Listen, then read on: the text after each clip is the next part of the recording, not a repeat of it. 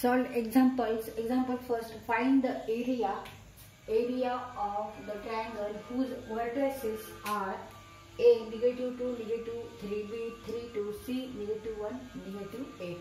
तर इथे आपल्याला ट्रायंगलचा एरिया काढायचा आहे आणि आपल्याला काय दिलेले आहेत, व्हर्टिसेस दिलेले आहेत XY XY XY X1 Y1 X2 Y2 X3 Y3 आणि आपल्याला फाइंड आउट करायचा एरिया ऑफ ट्रायंगल, त्रिकोणाचा एरिया, त्रिकोणाचे क्षेत्रफळ.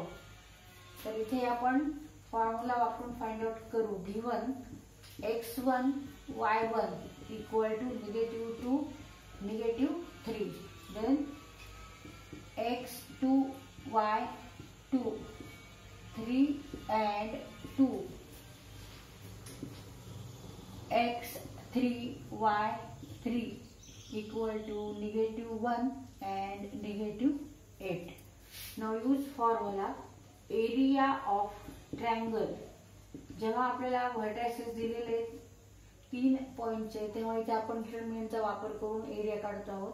Area of a triangle equal to half inside determinant X1 X2 X3 Y1 Y2 Y3 1 1 1.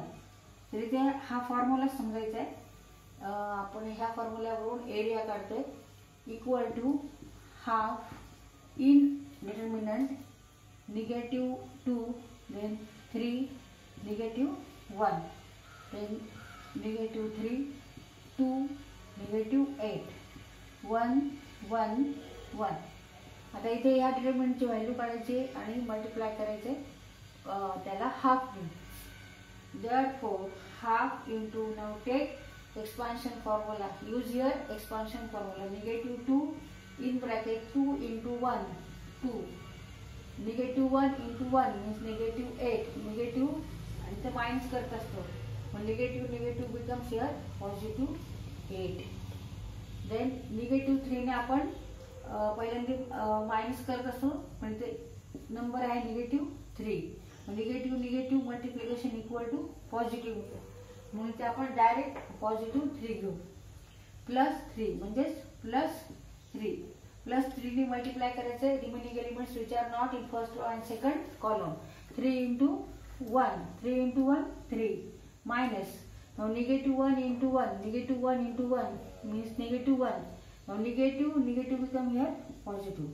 Now +1 ने multiply करायचे. Take remaining elements which are not in first row and third column, that is 3 8 and 1 and 2, -1 and 2. 3 into -8 means -24. आता इथे आपण minus करत असतो तर -1 into 2 means -2. तर ते काय होणार आहे, निगेटिव्ह हिअर बिकम पॉझिटिव्ह. आता आपण सॉल्व करू.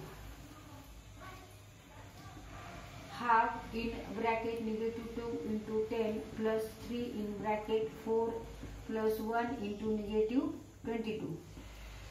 Half in bracket -20 plus 12 minus 22. Half in bracket इथे हे निगेटिव्ह आधी आपण यांची ॲडिशन करून घेऊन साईड निगेटिव्ह द्यायचे म्हणजे 42 plus 12 equal to half in bracket 2 minus 2 0 4 minus 1 3 आणि इथे मायनस येणार आहे म्हणजे आन्सर काय येते -15.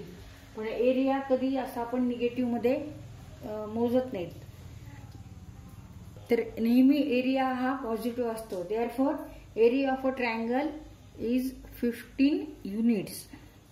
एरिया ऑफ अ ट्रायंगल इथे 15, ह्याच्या पुढे युनिट लिहायचं आहे, स्क्वेअर युनिट. आणि इथे सेंटीमीटर मीटर काही नाहीये त्याच्यामुळे आपण फक्त इथे युनिट लिहिले आणि स्क्वेअर.